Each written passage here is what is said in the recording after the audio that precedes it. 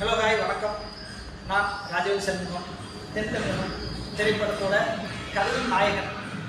இதில் நான் கதையின் நாயகனாக அறிமுகமாக ஆரம்பிச்சு காரணம் ரங்கராஜன் சார், ப்ரொடியூசர், கதை, திரைக்கதை, வசனம், இயக்கம், பாடல்கள் இது எல்லாமே உருவானது தான்.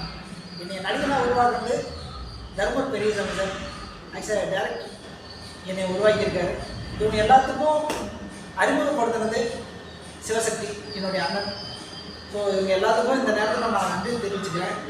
எல்லோரும் படத்தை தேட்டரில் வந்து பாருங்கள், சப்போர்ட் பண்ணுங்கள். நன்றி, வணக்கம்.